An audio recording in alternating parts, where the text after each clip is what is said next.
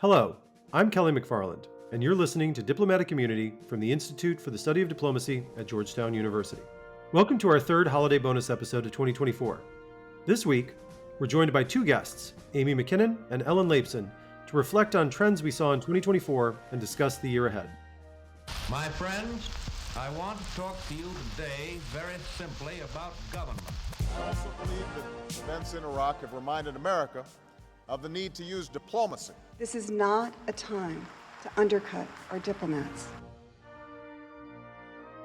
I'm delighted to be joined for the second time by Amy Mackinnon, who is an award-winning national security and intelligence reporter at Foreign Policy. She has reported from across Eastern Europe and was previously based in Moscow and in Tbilisi, Georgia, as senior editor for the crisis reporting site Coda Story. Mackinnon is a recipient of the duPont-Columbia Award for her reporting on homophobic vigilantes in Russia. She is a regular commentator for BBC World Service Radio, and her work has been published and broadcast by Coda Story, Slate Magazine, Vice News, and CNN, among others. Also with us today is Ellen Laipson, the director of the International Security Program at the Schar School of Policy and Government at George Mason University.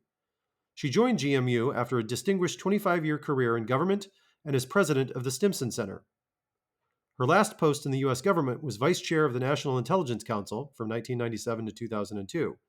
She also served on the State Department's policy planning staff, the National Security Council staff, and the Congressional Research Service.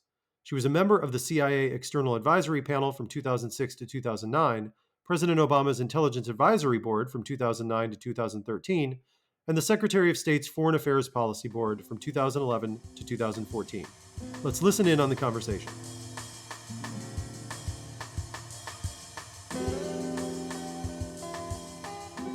All right, welcome back, everyone, to our last episode of this calendar year of 2024. And this is our last special bonus episode of the year. And I'm grateful to be joined by Ellen Laipson and Amy Mackinnon to talk to us about what they're foreseeing for the year ahead in 2025 and maybe some issues that went under the radar in 2024. And we'll also get you out of here with some good book recommendations. It's not too late to maybe still get that last minute gift for somebody in your family that likes foreign policy. So Ellen and Amy, thank you so much for joining us and welcome.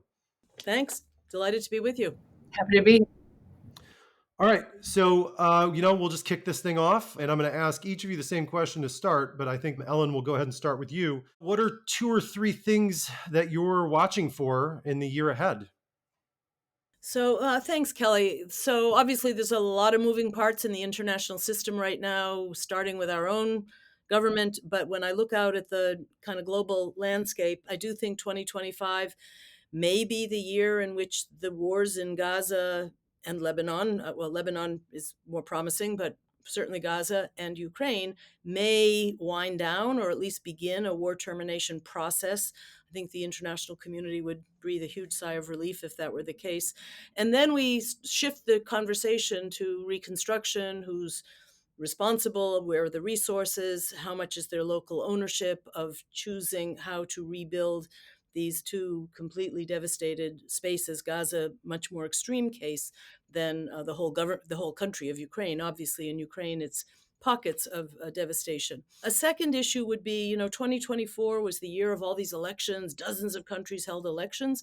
And I think we have to look at the aftermath of those elections. And certainly we've seen a number of cases, Germany, Korea, France, where, democratic transitions are not always planned or not always smooth. So whether there are stumbling blocks in the succession of democratic practice in well-established democratic countries.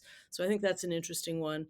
And maybe for a third one, I'd look at, how are we going to gear up for yet the next climate change international conversation, a deep awareness that the global governance architecture for climate change is insufficient, is not fit for purpose. We have an incoming administration that has different views on climate in terms of the sense of urgency. So I would be watching for how the international community kind of organizes itself on some of the climate challenges ahead. Yeah, I think the elections one is one that I hadn't really been thinking about that much until recently. And I'm glad you mentioned that too, because we've got, expected elections in Germany, but now that are going to happen sooner than we anticipated. And we've got a another election that's going to happen in Romania, which has been an interesting story over the past couple months, and then also with what's going on in South Korea. So heading into somewhat of another year of elections that are going to matter for the US and for its partners and allies. Amy, what about you? What are you kind of keeping an eye on as we get into 2025?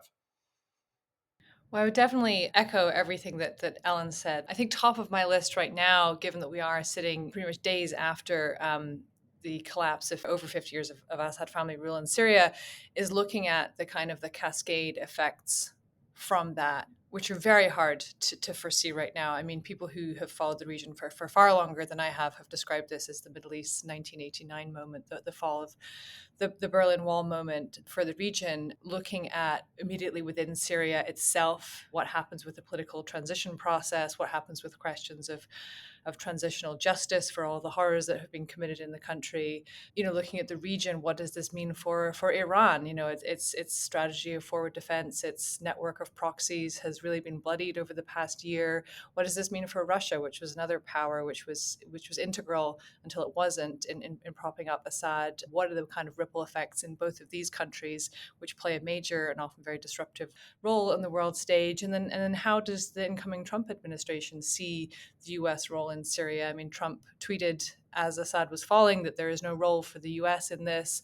I think it's hard to foresee there being no U.S. role in this, given the potential counter-terror risks. ISIS is still a presence in the country. There's U.S. forces in the country, around 900 U.S. troops. Israel right next door. Israel definitely sees this as a matter of concern. The Trump administration looks set to continue to really prioritize that relationship with Israel. So it is hard to see the U.S. being entirely removed from this. So a long, huge list of issues there, potentially spanning out from Syria itself. And then Ellen touched on the war in Ukraine. And I agree. I think there's been a change in the conversation, I think, around the war in Ukraine. I think partly driven by Trump's election, but this recognition that the status quo is not working, and it's maybe not even working in Ukraine's favor. And even Zelensky in recent weeks has really kind of changed his tone and sounding a lot more amenable to talk. So, I mean, Ellen spoke about the very big questions about reconstruction, but I think one thing I'll be following is, well, how do we get to that point? What do talks look like? Trump has promised to end the war in a day. No one really thinks that that's possible, but what does a potential settlement look like? What does that mean for Ukraine? And how do you get rushed to the negotiating table? What's a deal that the Ukrainians could agree to? I mean, there's just so many questions circling around this issue. So Syria and Ukraine, I think, are the two big ones I'll be going into 2025 watching. Kelly, can I pick up on something that Sure. Amy said on Syria, which I think is pretty intriguing, of whether people in the Middle East think this is their 1989 moment where, everything, you get to rethink the whole system. Having spent a good part of my government career on the Middle East, it seems to me that what I sort of am enjoying about the Syria transition, this very dramatic moment, is that the Arab Spring is still alive. We thought, it ended, it failed. Egypt and Tunisia have reverted back to more authoritarian government, etc. But Syria reminds us that you did change the minds of young people in key Arab countries, that they want to be citizens, they want to participate, they want to be agents of change in their country. Having said that, I don't think it's comparable to the collapse of communism or to the collapse of the Soviet Union. Syria is just one country. It's a country that the international community usually is interested in when it's linked to the peace process, or it's linked to, Iran's efforts to build up its network of proxies in the region. Syria itself, because it's been such a brittle place that has been run by cruel family members, they've never allowed Syria to really live up to its potential. So Syria has to prove itself. The Ba'ath Party in Iraq collapsed 20 years ago. The Syrians are still Ba'athis, and how you deconstruct the politics of 50 years and bring something new in its place. So I actually think it's going to take more than a year for Syria to settle down and figure out what its future is. But it was certainly remiss on my part to not put that on my list, because it's such it's staring us in the face as, and certainly the Israelis would say, and I think some people in the U.S. would say, this is an exciting opportunity to kind of reconstruct the architecture of the region. I am more jaded than, I've just watched too many times how we get disappointed by the Middle East, how there's opportunities that somehow kind of slip through our fingers. So I just don't know how it will play out. Maybe it's comparable to 1989 for the Russia, Eurasia, Europe relationships. But I just think that in the past, Syria has sometimes turned inwards and be more contained and less of a region wide bellwether than we may wish it to be. Yeah, and you mentioned reconstruction as well of places like Gaza and Ukraine. Syria also on that list. I mean, they haven't really been able to start the reconstruction process of their infrastructure that's been destroyed over, what, 12, 13 years of fighting. So it'll be interesting to see because that will play such a major role in the country's ability to move forward. And also, that's another major reconstruction project that the international community may have to deal with on top of potentially Ukraine and Gaza moving forward. So we'll have to see sort of what is the bandwidth of the international community to provide aid and to help these countries rebuild. So that's another thing that to keep an eye on. Both of you mentioned the incoming Trump administration. We've been through this movie before, and there's always the potential for a major shakeup in foreign policy with the Trump administration and with Donald Trump's views on foreign policy. Amy mentioned the fact of his tweet about, there's no role for the U.S. in Syria. And a lot of times there's been big talk, but then we've seen sort of other action on the side of the Trump administration. So do you think that this time around there could potentially be a bigger shakeup in foreign policy, or maybe he'll be able to go through with some of the things he wanted to do the first term and kind of wasn't able to? And Amy, we'll start with you. I think one of the big questions I have going into the second Trump presidency is how Trump and his team are going to handle in moments of crisis, because his first term in office was actually a fairly quiet 4 years for the world. He didn't really have a major national security crisis aside from COVID, which was, of course, massive, over 1 million Americans dead. Whereas, you look at the Biden administration the past 4 years, when they had a quiet few months, and it just feels like every single year there's just been at least one epic, unforeseen, almost black swan event. There was the collapse of the Afghan government. It was the Russian invasion of Ukraine. It was the Hamas-led attacks on Syria, and most recently the collapse of the Assad regime. And I think try as they have to kind of chart a U.S. policy of revival, of reinvigorating the spirit of democracy and alliances. And they have made great strides in this. I mean, it really has been a foreign policy of crisis response, I think, in many ways because of these events. So Trump inherits a much more turbulent, I think, moment in history. Mm-hmm. And how is he going to navigate that? And how is his team going to handle that? When you look at his cabinet appointees at the moment, I mean, there's one thing we've been trying to kind of do is map out the worldview and the ideologies and the kind of foreign policy thinking of members of his potential cabinet. And there's a real, I think, spectrum there of opinion. And so what happens then, assuming they're all confirmed, and there are obviously some questions around some of his nominees, but if these folks are confirmed, if you get them sitting around the cabinet table, will they all agree? Where do these worldviews align? Where do they clash? How that's going to iron out, I think, is going to be something to watch for sure. Ellen, what about you? So I'm struck with how the rest of the world is trying to make sure they learn the lessons from the first Trump term and don't get on his enemies list kind of thing. So you see countries preemptively trying to please him. Maybe some of that will be really, happy news if they can end conflicts, if they can, do the things that they think Trump wants them to do. So there may be some very early wins for him. You'll recall that last time he thought that era that Amy described was only due to his leadership, that nobody fought each other because Trump was in office. So he had this sense of his own impact on the world. This time around, I have this, I completely agree with Amy that there is some ideological divergence in the kinds of people he's appointing. He likes that. He likes the debate. He likes sort of deciding who he thinks is smarter or more, devoted to his vision. I don't think he has a single vision for either America's role in the world or, how to make the world a more peaceful place. But I have this feeling that Trump has mellowed in a bit, that he cares now about his stature on the world stage. He wants to be taken seriously. He doesn't want to be seen as just a disruptor who leaves, kind of broken pottery wherever he goes, which is essentially how the international community saw his intervention in North Korea, for example, that he was empty handed in the end. And if we look at his two appointments to state and national security advisor, Waltz and Rubio, so he's at least acknowledging that there's a more traditional Republican internationalist school of thought that can manage some of our relationships overseas. He may still think, disdainfully about alliances. He thinks we have invested too much in NATO, but he still wants to be taken seriously. So I do think that we'll see a kind of funny mix. Now, when we look at his nominee to be DNI, to be Secretary of Defense, they're on pretty steep learning curves. These are people that are not going to be ready to engage on really complex problems internationally. Maybe they'll be well staffed, it depends.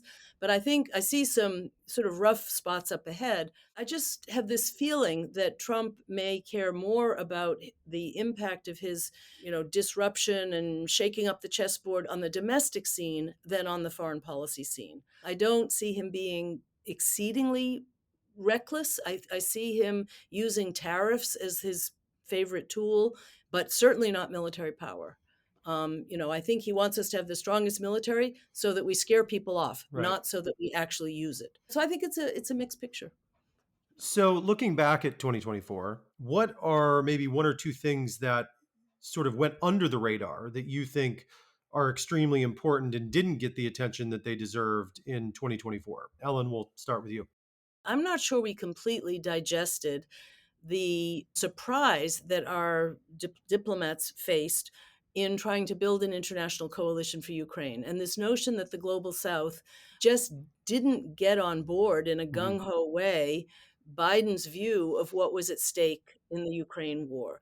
So I'm not sure we've fully digested or understand what the consequences of that are. That we have to sort of recalibrate our assumptions about when the United States decides to lead, when the United States thinks it has the moral high ground, when we think that the stakes are crystal clear about some threat to the liberal order, we can't assume that dozens of countries are going to just salute and line up. So, again, I'm not sure the public cares that much, but I think the foreign policy community really still has to be thinking about this. Yeah, I mean that's something you and I have discussed before as well, and it does fly under the radar, especially for the larger public. But these are the types of things that matter when you're thinking about longer term strategy, about longer term geopolitical competition, and what's going on with countries in sub-Saharan Africa, what's going on with India. How do you deal with that relationship when you're trying to build a relationship with India because of competition with China, but yet they're still buying weapons from Russia and still, helping Russia sell oil on the international market and things like that. Amy, what about you? I always think the question of what gets attention and what gets attention in the press and from policymakers and what doesn't is a very interesting one, often a very depressing one. But definitely for me this year, it's the ongoing war in Sudan, which some humanitarian groups have called the world's biggest humanitarian disaster at the moment, and that's a very competitive title this year, especially everything that's gone on in Gaza. And testament to just how undercovered, but also how horrific it is. Estimates on the death toll in the conflict vary wildly. Some are as high as 150,000, with 9 million displaced. Some others have said 12 million displaced.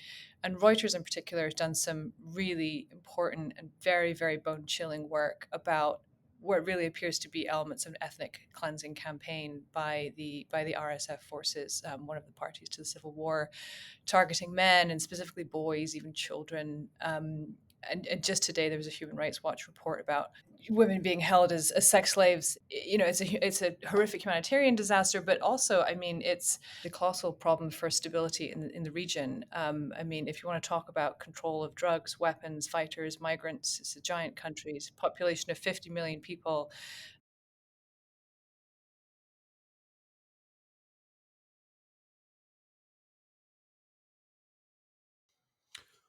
Yeah, I figured one of you was going to mention Sudan, and I'm glad you did. It's also a case in point, too, of like, they aren't acting on their own either. This is one of those places where there's multiple other countries that are arming or funding one side or the other in sort of these ongoing proxy fights for control of an important region in Africa. And moving into the next question, is there something we should kind of keep our eyes on that could be another under the radar thing for 2025? Ellen, we'll start with you. The discussion of Sudan sort of made me think about regional predators, regional hegemons. We tend to think that when a country's in crisis, that it's the great powers, everybody says, what's China's role? Or what are the Americans going to do? As if there's only three big countries that matter. And I think what we're exposing here is, do we have a new understanding about how regional countries, and they don't even have to be immediate neighbors of the country in crisis, how they feel more empowered to act. I mean, look at what the United Arab Emirates has done in Yemen, in Libya. So you see this thing about, there was a global trend that we said globalization has been proven to be not the perfect solution for everybody, so let's focus on regions. Well, regions have their own dynamics and they have their own internal hegemonic rivalries. So I think it may be true in Africa.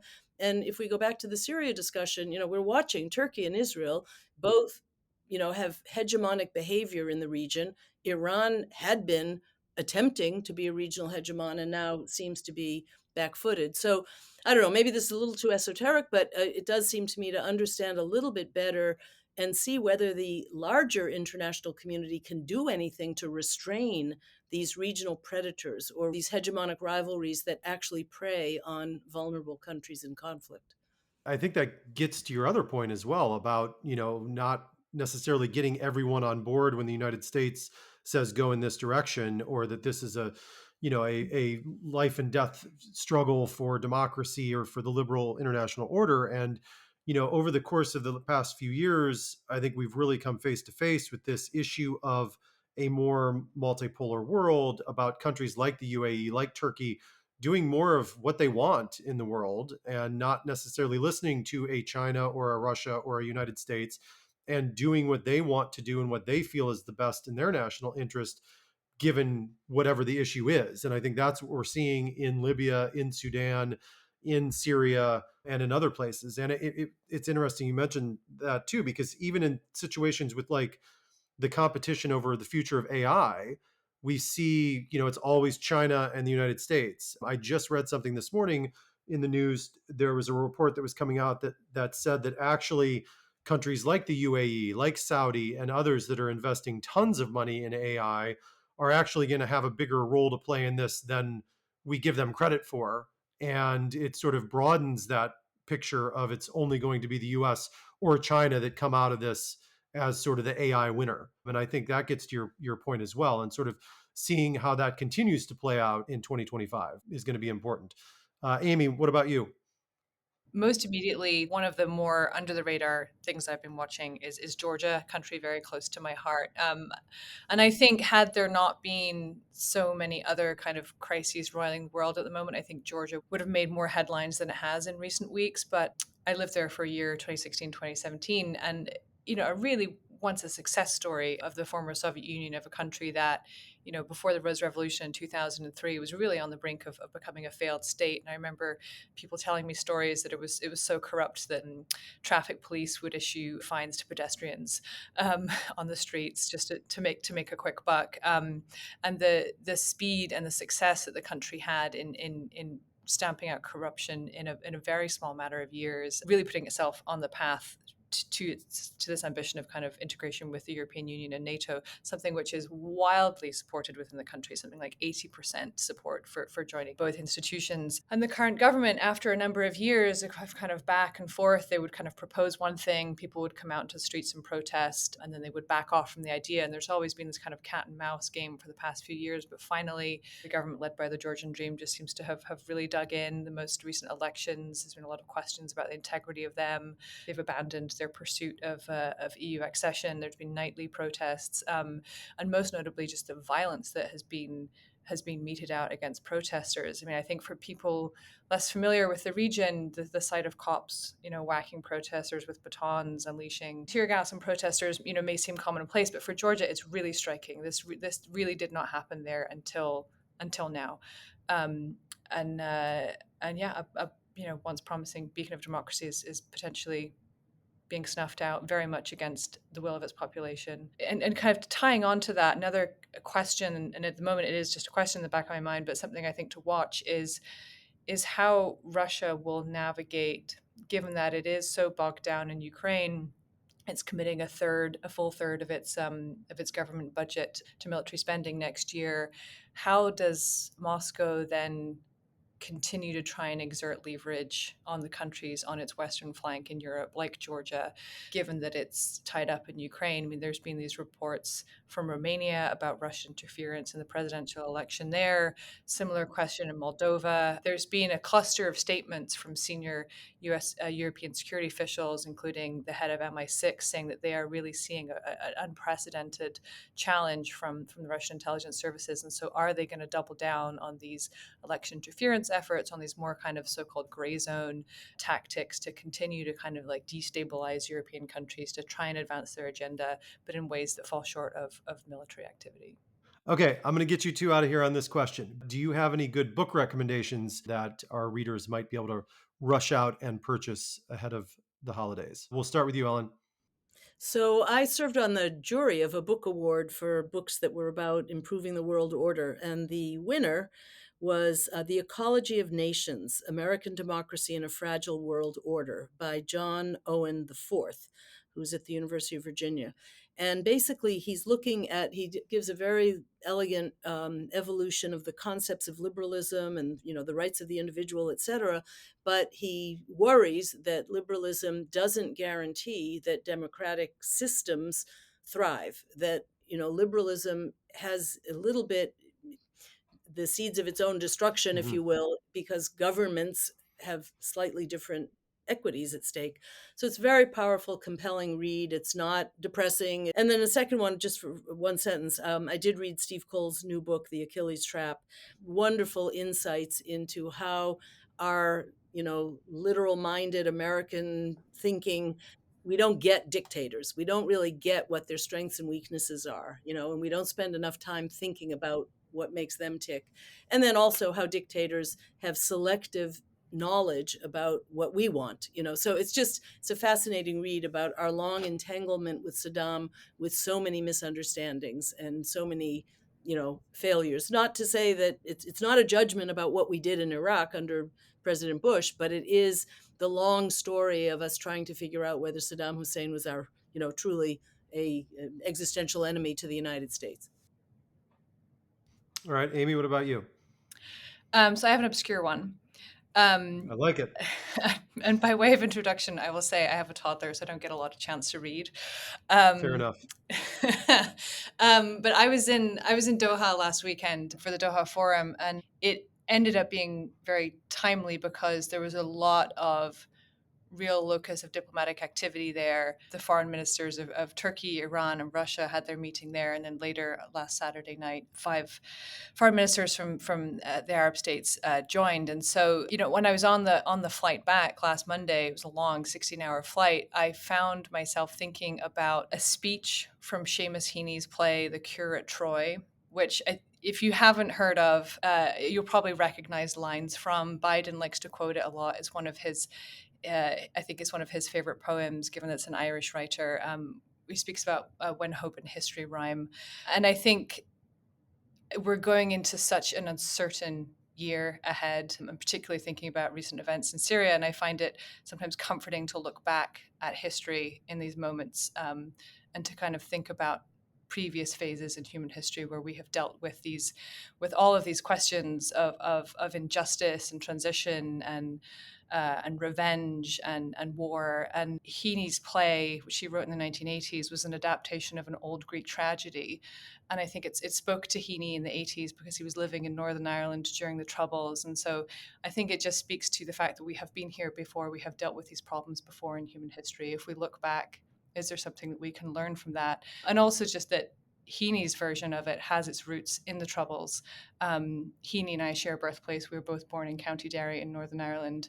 And whenever I feel particularly dispirited about the state of the world and war, I do like to recall that that was a very ugly conflict that spanned, the best part of 3 decades, but it was brought to an end, and there was a peace process, and that is something that's still possible. So it's a beautiful poem, and you can read it as an optimist or you can read it as a pessimist. There's lines in it for both, but it could have also been written for Syria in this moment, which again I think speaks to the unfortunate perennial themes that are in it. Well, as a historian, I can totally get on board with looking back at history to try to make better sense of where we are today and to get a little bit of perspective on things. Amy, Ellen, I can't thank you enough. This has been a great conversation, so thank you for joining us. Thank you, Carrie. Thank you very much. Thank you again to Amy and Ellen for their time and thoughts. And thank you for listening to this episode of Diplomatic Immunity. This show is produced by Freddie Mallinson and Theo Malhotra. Thank you to the Carnegie Corporation of New York for their support for this podcast. Be sure to check out any episodes you may have missed via our website. Please rate, review, and follow this podcast wherever you listen, and tell your friends and colleagues to come find us on Apple Podcasts, Spotify, or anywhere else they listen. Follow us on Twitter @GUDiplomacy and visit our website, isd.georgetown.edu, to learn more about our work. I'm Kelly McFarland. Until we meet again.